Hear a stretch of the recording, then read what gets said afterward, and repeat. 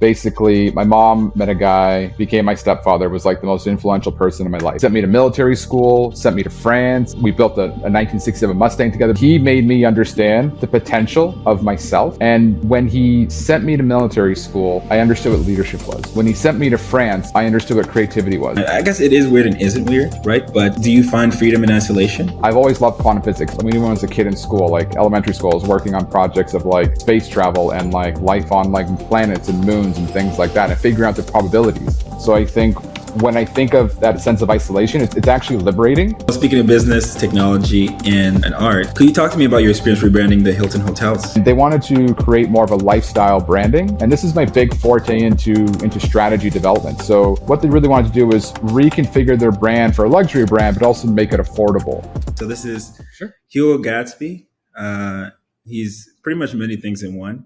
He's an artist, a former physicist, a current consultant, and for the second time, a father. He's done many interesting things. He's managed the private art collection of the Thomas family, managed campaigns for Hilton Hotels, Toyota Motors, and the city of Vancouver. He's also a digital media professor for the Visual Arts College of Design and Art in Vancouver. And he currently runs Stradea Design Labs and consults for Deloitte. I'm going to assume that's all true. Yeah, I guess the only thing is physicist, went to school for quantum physics, never really got into physics, like became a physicist, but did get to work with NASA for a while there. So I feel like it's true, but I don't know if someone's going to do like fact checking and be like, he wasn't actually a physicist.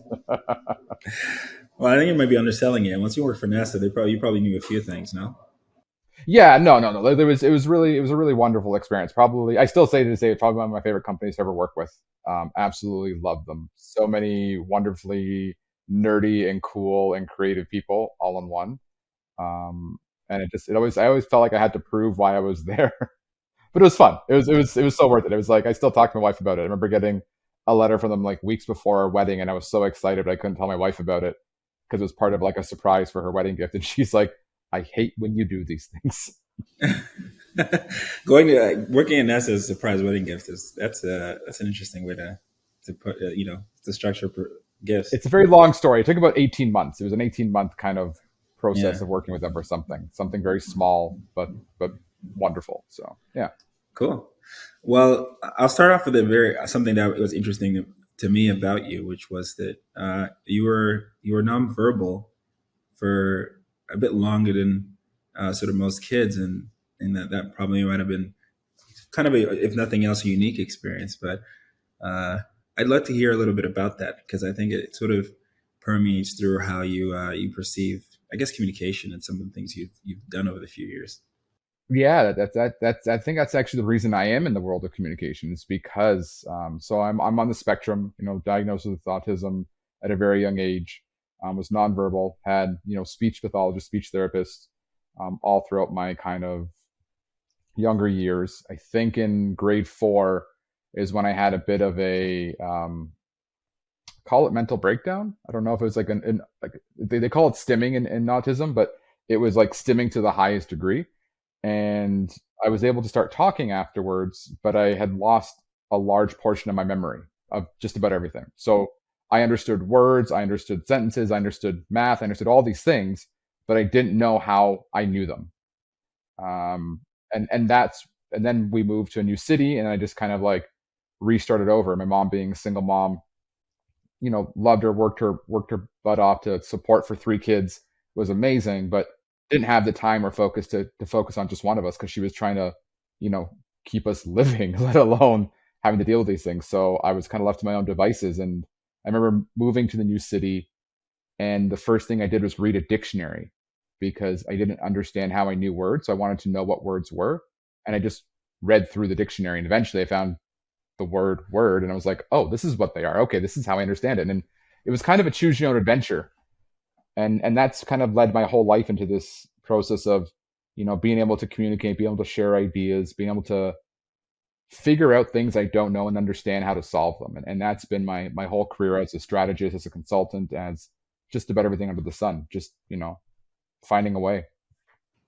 Right. And so, I mean, there's two things. First is what exactly is stimming?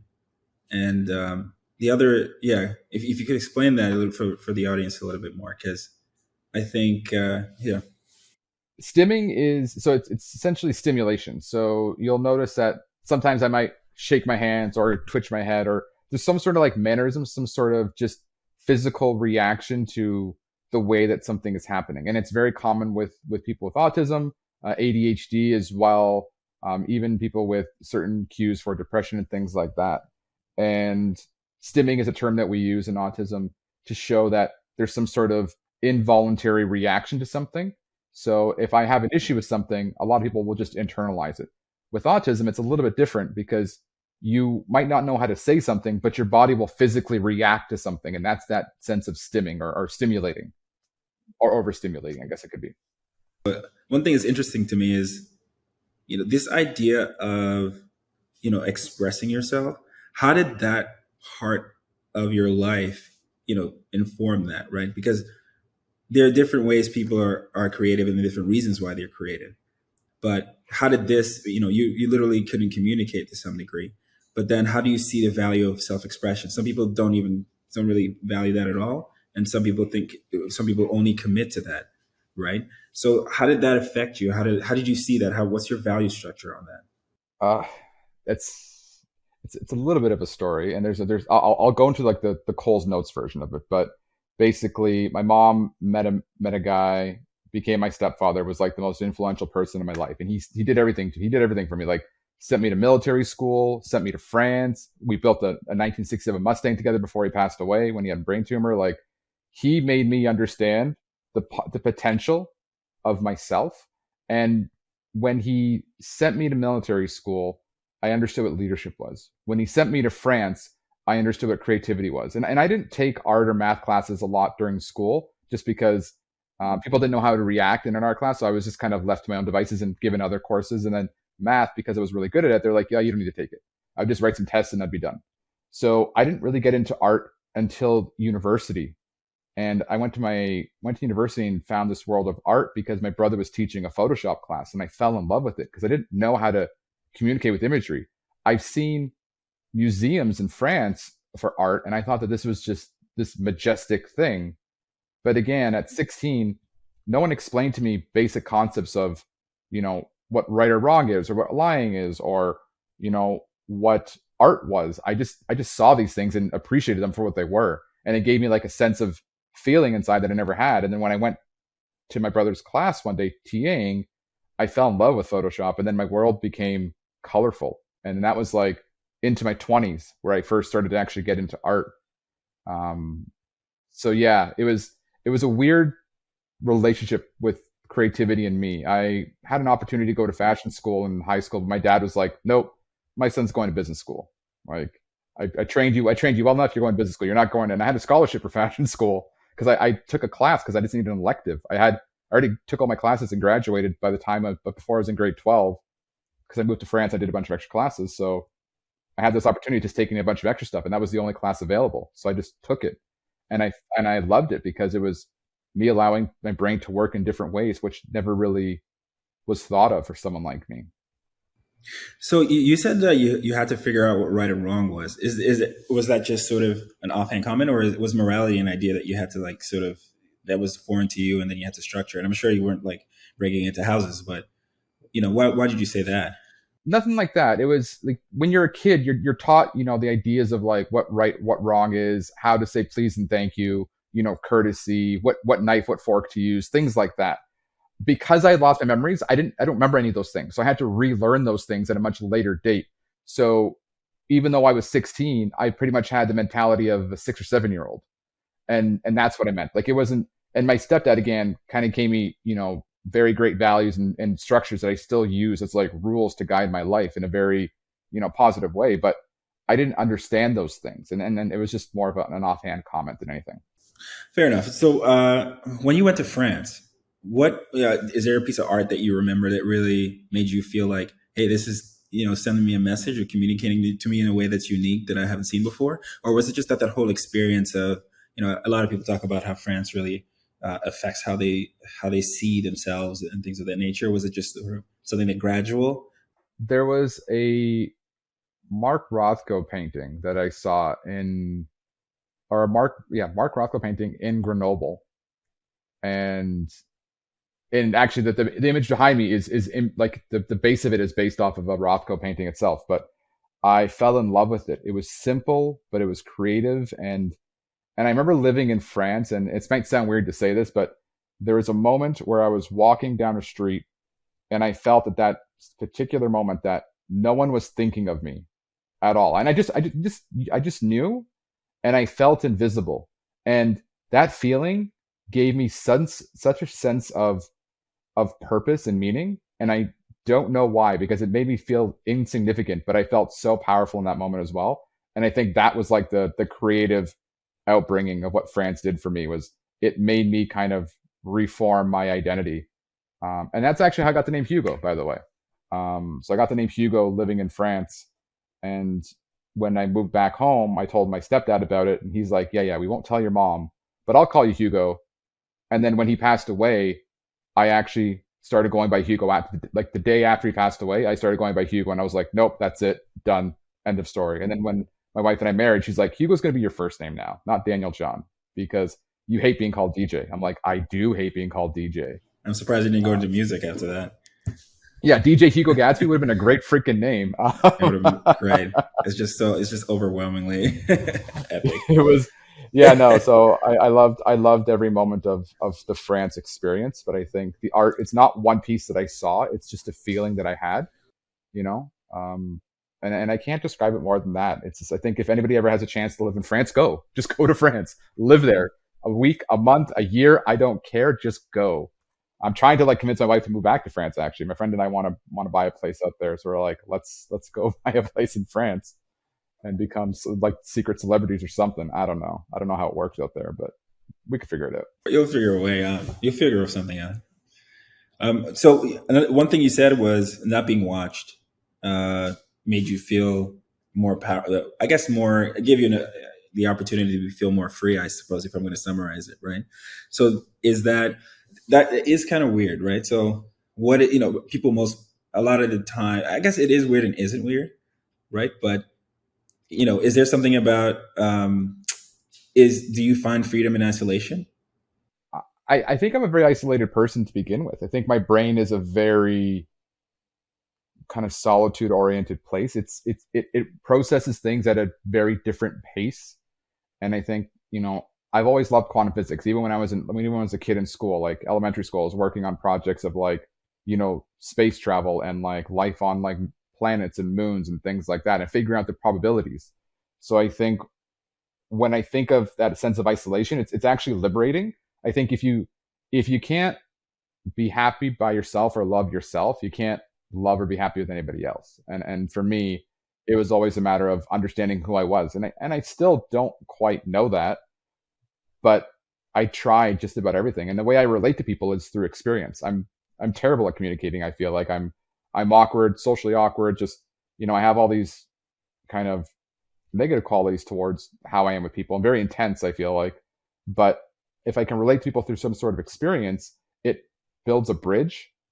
And I think that that's how I've lived my life. But I've also been able to experience just about everything under the sun, because I'm always trying to find something, some meaning in everything that I do, some purpose. And I always kind of feel like, there's certain elements that relate to certain people that I've met, and it always makes me feel a little bit more connected to them, even if they don't know that.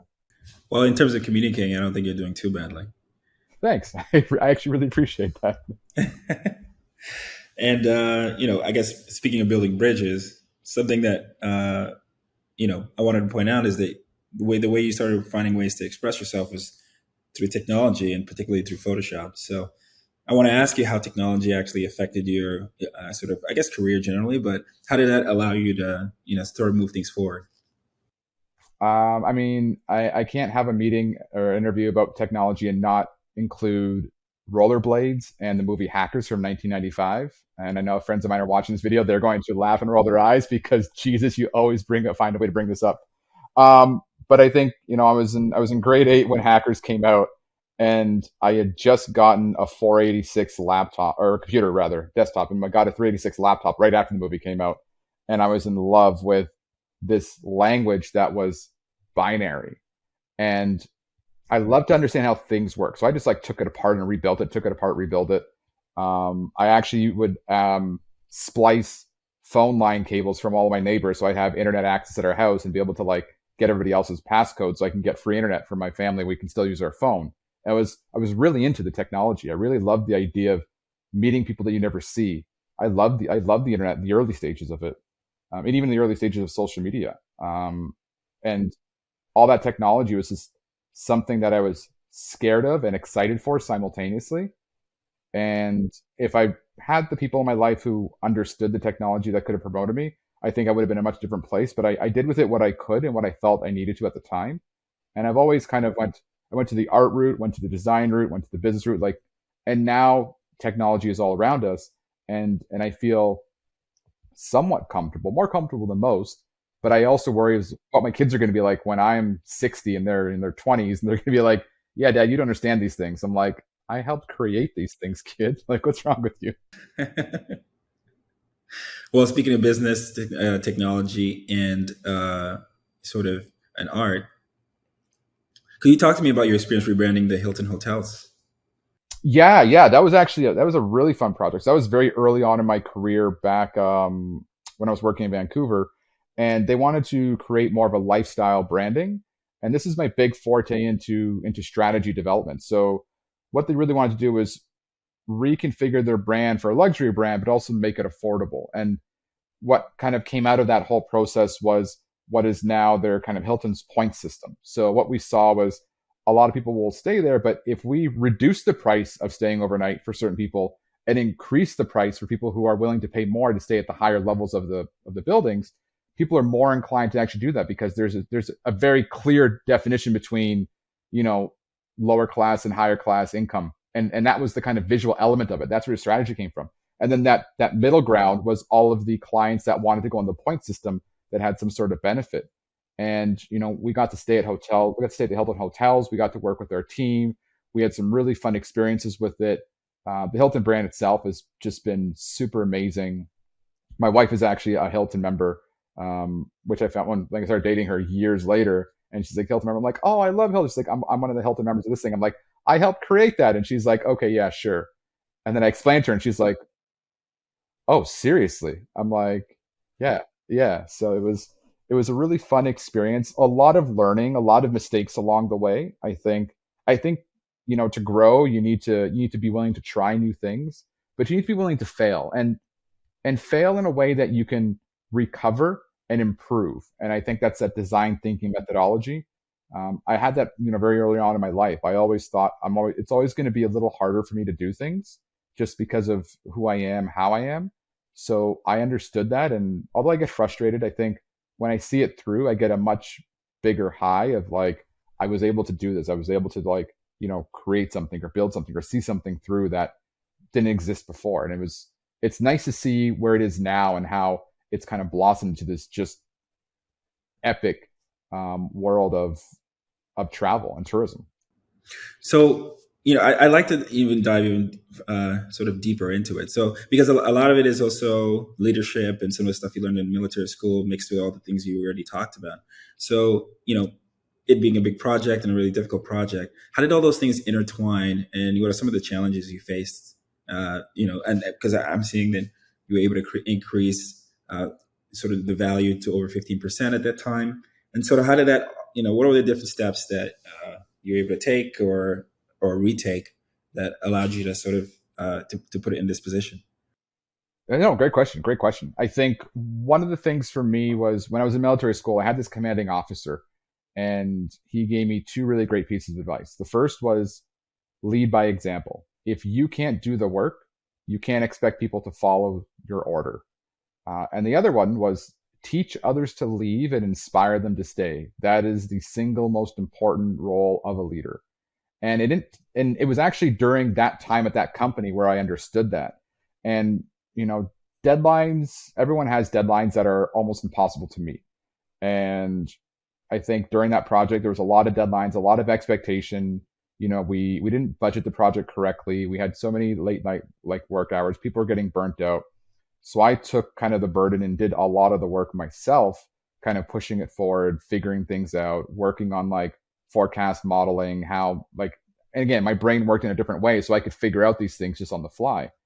But what ended up happening was the team saw that I was staying late every single night, and there was this huge deadline. And I was like, all right, guys, have a great weekend. We'll talk soon. I remember, just wishing them a really good weekend.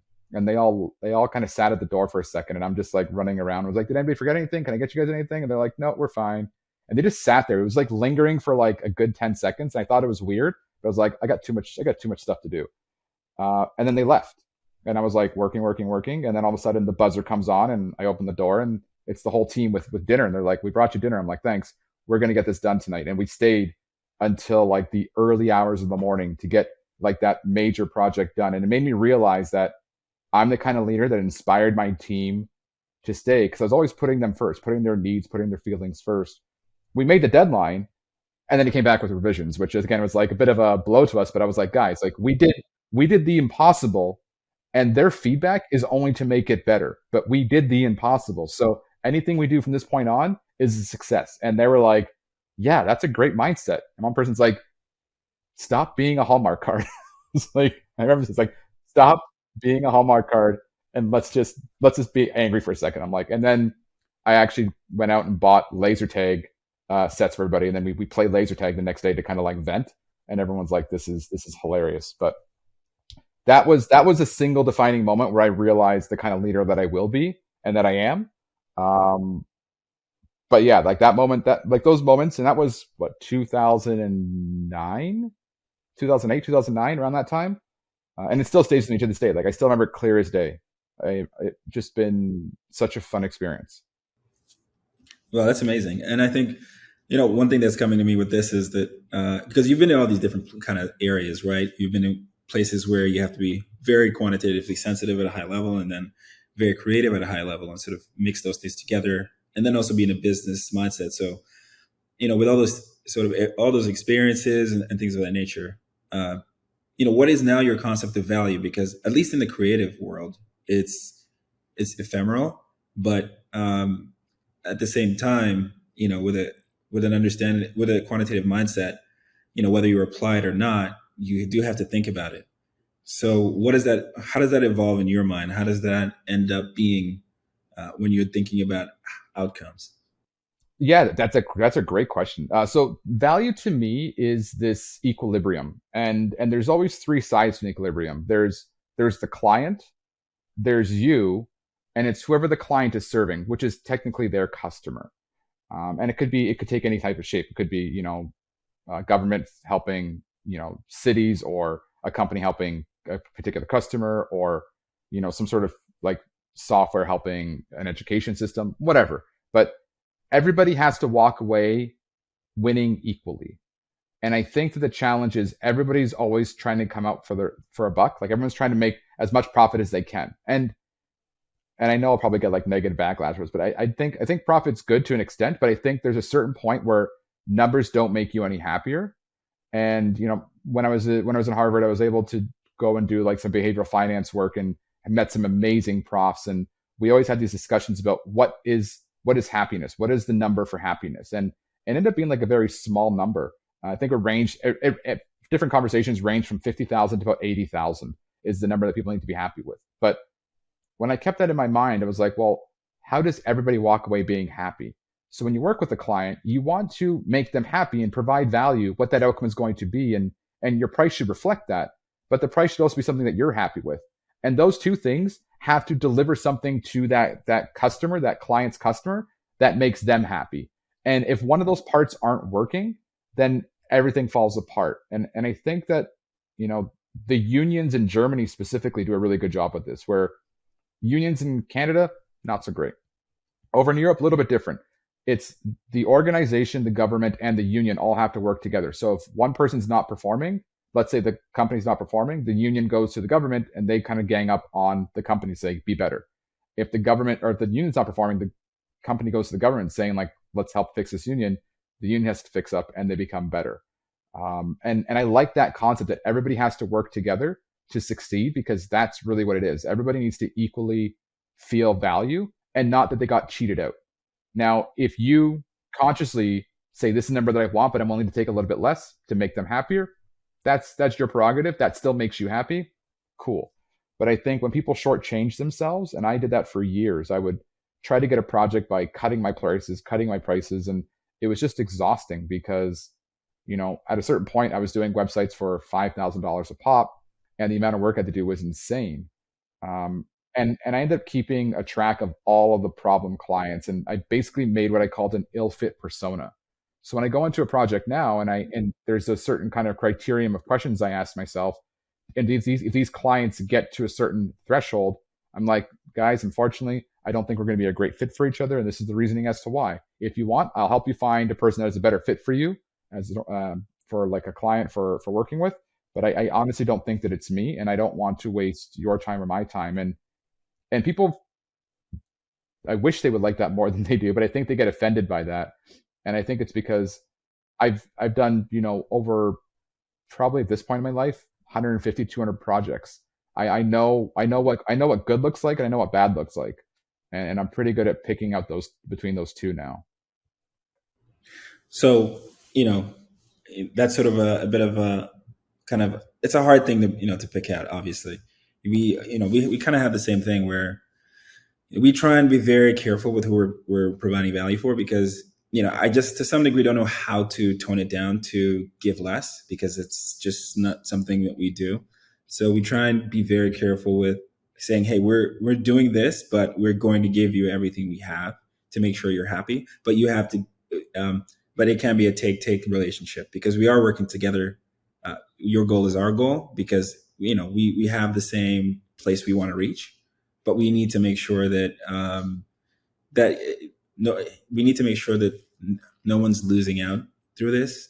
And the only way we can really lose is if you don't give as much as we're giving you.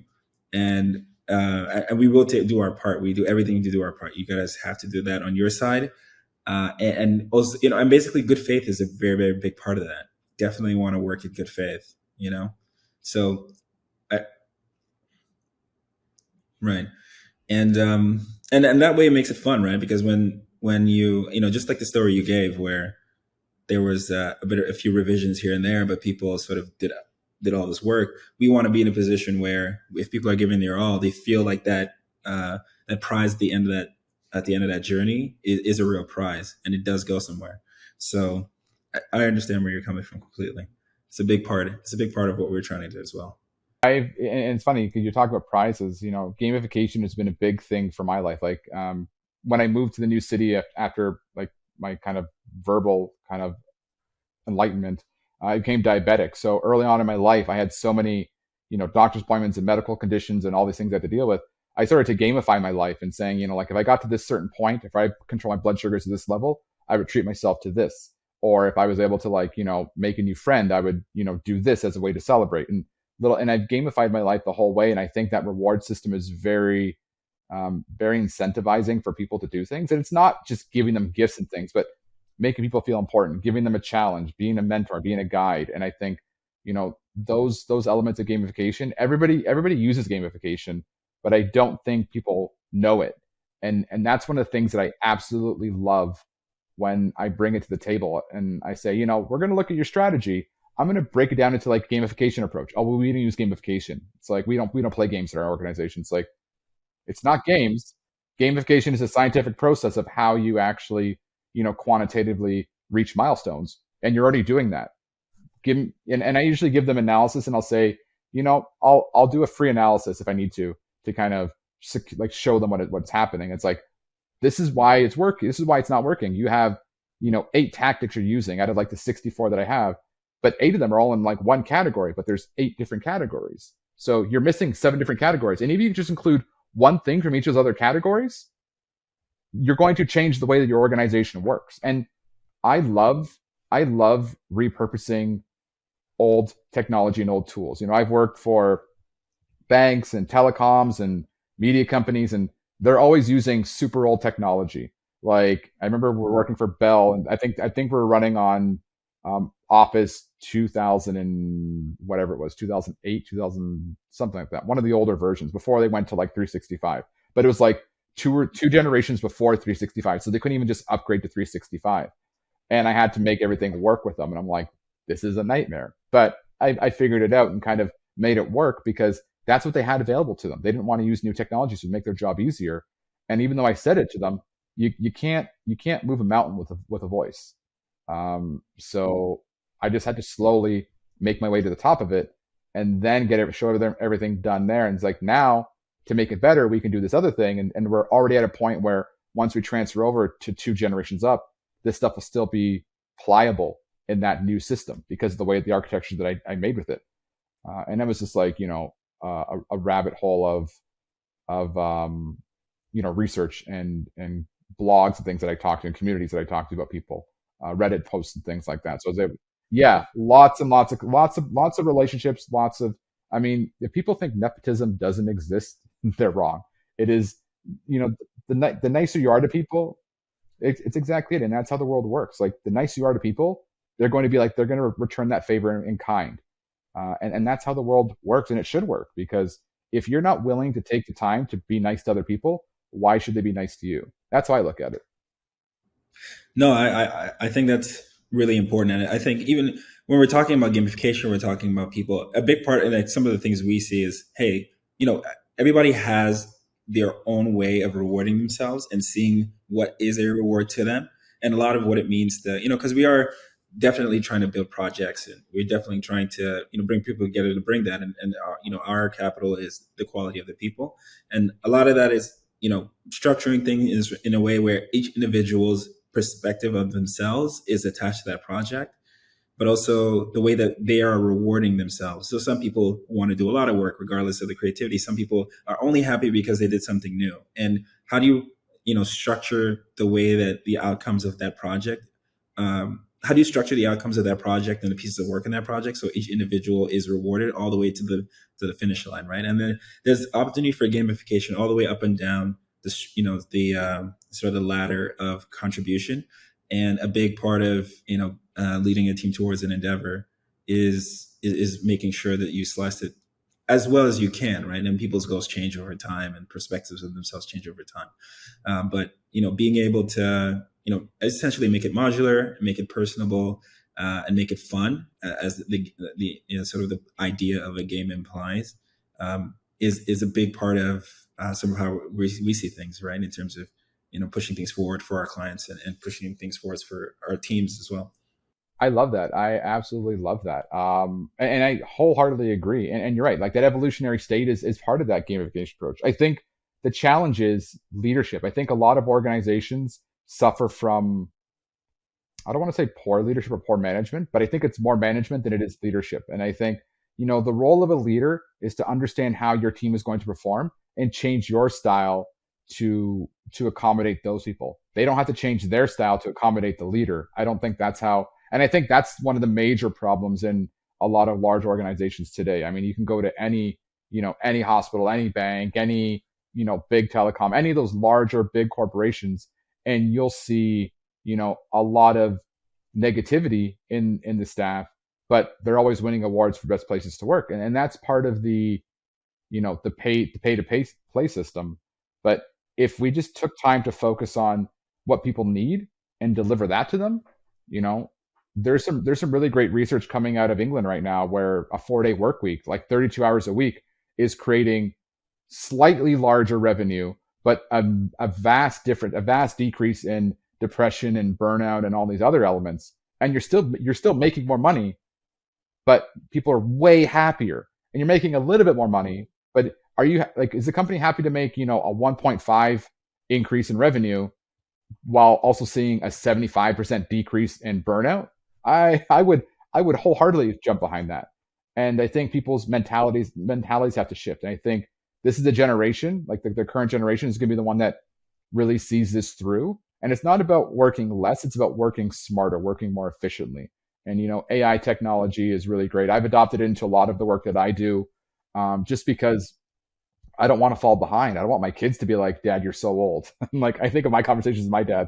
If I need to convince anybody of anything, I go to my dad like my real dad, and I try to convince him on how I'm going to work something. And if I can convince him, because he's the most stubborn old school person I can think of, I know that everybody else is going to be.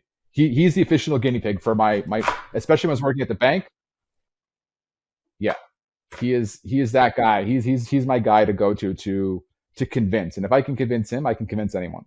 And I think his relationship with me is always to disagree with me. Like that's basically it. His life is to disagree with me on everything. So I'm assuming you learned a lot of that leadership stuff, and specifically the leadership stuff about leading by example from the military school that you had, and you did say that. So one thing I always ask the people who come on this the sort of podcast is, how do you scale your perspective on leadership? So, you have 500 people, and they can't all see you, and they can't all see the example you're giving because you are only so much, no matter how productive you are as an individual. So how do you push that down an organization, right? How did you get to the top of that mountain, and what is it that cascaded down to the bottom that enabled that organization you just talked about to change, since it couldn't be you per se? That's a great question, and I'll start it with that first year I was in military school. I went to the Royal Military College when I was 14, and it was grueling. And I literally thought I was going to die because I just couldn't get through it. And I got through it, but at the end, the officer came up to my stepdad, my mom's boyfriend at the time, but said, "You have a really amazing son here." He's like, "I know." He's like, "No, I think you need to like you really." And seeing the look in his eye, like he didn't see anything that I did, but he had that sense of pride in him. And I think that moment to me made me so emotional, but it also made me realize that when you're a leader, people don't need to see you to feel your impact, feel your impression. So when you're talking about scale, I think you need to understand what is going to make people feel challenged and safe simultaneously. And I think everyone's always fearful, with recessions and things like that. They're always fearful about money. Money is the most important thing to people, and I don't think it should be. And here's the reasoning why: because you can make $100,000, $200,000, $400,000. Your life doesn't change. You still worry about bills. You still worry about all the different things. And I'm speaking from experience. Like I still worry about the same things no matter how much money I make. And if money is the way that I look at my happiness, I have to continuously make more and more and more to be happier. Doesn't make a lot of sense. So you need to find other things that drive them. And as a leader, you need to find what's going to drive people. That sense of security is really important. That sense of achievement, that challenge. How can you scale that is really a combination of who's working with you, and what are their reasonings for working. And that's where my work in behavioral science, behavioral finance comes into play, is understanding what those motivations are and understanding how they receive information, how you communicate to them, what types of biases they have. And then you can start to placate to those certain pieces. Now, I think a lot of times it's a choose your own adventure methodology because that's worked for me. It doesn't work for everybody. So in a situation when I become a leader of, I haven't had the opportunity to become a leader of 500 people yet, but I was literally having that conversation yesterday with somebody. Um, but it pops into my head, like, how will I be able to create a culture that is sustainable? And I think that's where the idea comes into play, like inclusion, diversity, equity, and accessibility. Like all those elements need to tie together because everybody is amazing and creative and wonderful and in their own right. You need to find what their potential is and help them see that potential in themselves. And when you do, it's going to change something for the better. And you just need to figure out how to evolve with that. There's a person, a really bad business partner I had actually, but he gave me really great advice at one point. But his goal was when he's building his brand or his company or his idea, he can either have a person who's going to challenge it and grow and leave that organization, or he can grow their organization to fit that idea as well. So they always stay together and they always grow. And that kind of reminded me of my military days where it was like, inspire people to stay. And you're growing your purpose, your idea to include what they want to do because you're invested in them. And if you could find a way of doing that with a lot of people, which sounds like it's hard, but it really isn't because everyone has a purpose and a reason. Just got to figure out how to get them to communicate that, how to get them to trust you. And that trust and relationship is really important. So I've ways that I would do it, but I haven't come to that state in my life yet. Probably in the next 5 years, I'd say maybe, but until then, I'm just hustling like everybody else. Well, I think you have a good start, or a good baseline. I think this idea of safety and challenge is really important because I think it's actually just sort of. I'm going to make an assumption here, even just how children like feel or grow in general. You make them safe, but you have to challenge them. And if you can create, and it's very tough to create in a business environment for all kinds of reasons. But if you can't create it, I mean, that is the baseline with which anybody can grow. And I think good luck on the journey of making that happen with sort of how you're doing things. But I think that those axioms are, it's hard to make them if you can make them happen, it's hard for them to fail. So I think that's something I took from them, and I think it's really valuable. I think I even had an experience once with there was a much younger engineer. It's very smart, very smart. And there are some wheels allowed him to reinvent just because it allowed him to feel creative, and he made some really cool things. And it created a baseline for some other things that we were able to leverage within that project. And I think that safety, I didn't want to kill that spark of creativity he had. I didn't want to say, oh, there's something else that exists already, because he was able to still deliver that thing, even though we had it before, and that give him that confidence to continue to do it and sort of trade for, okay, here's your piece, here's our piece, here's your piece, here's our piece. I mean, and honestly, when other people saw what was made, they were like, this is quite some engineering you've done here. So I really resonate with that idea of feeling safe, feeling secure in where you are and what someone is creating for you, that space, but also feeling challenged, like, okay, but you do have to deliver here though, but we are all on your side. So one of the questions I have here, and you've alluded to it a little bit, is what is a behavioral strategist? It sounds very airy fairy, but I think and with all the things you talked about already, I think it does have quite a bit of substance to it. Yeah, no, great question. So, a behavioral strategist works on the concepts of what we call cognitive bias. So, you make, tens of thousands of decisions a day. 95% of them are automated. So, you don't even think about them. And that's where those biases come in. And about 5% of what you think about is actually decisions you actively make.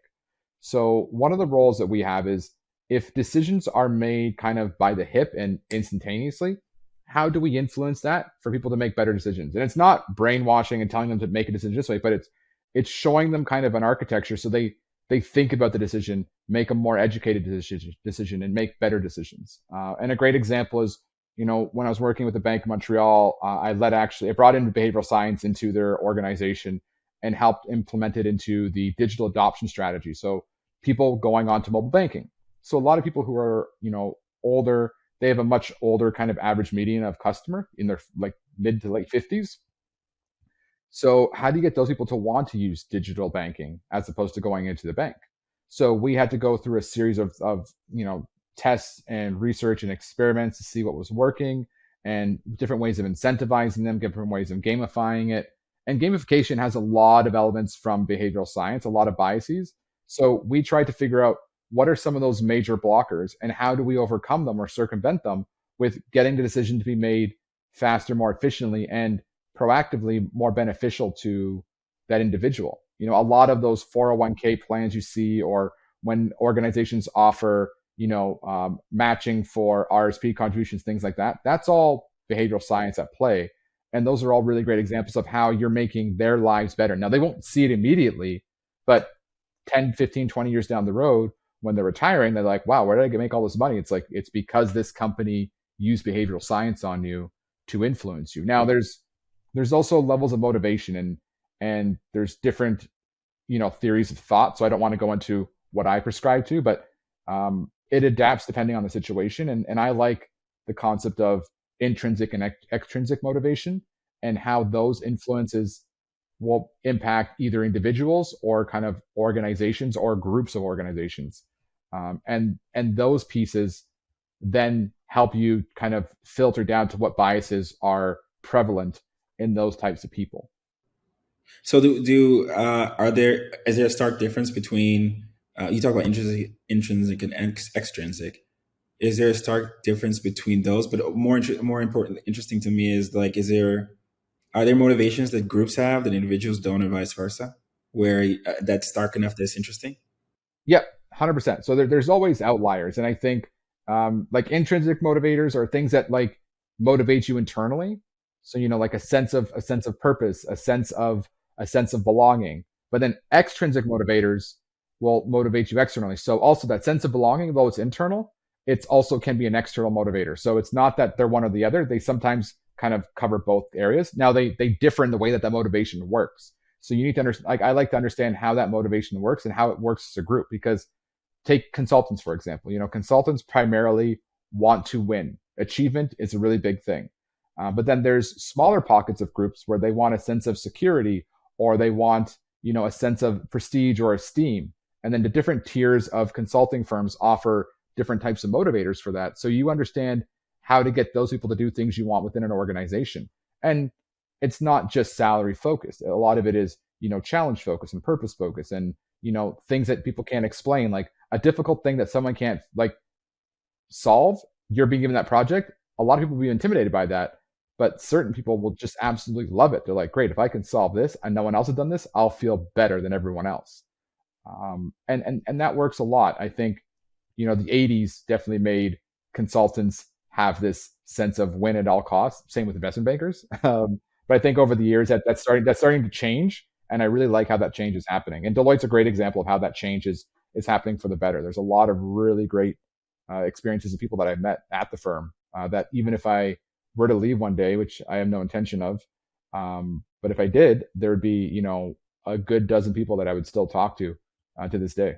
So you talked a lot about behavioral strategy, and you talked about the motivators, right? So people are motivated by different things, not necessarily always sort of compensation based. It's not always about money, right?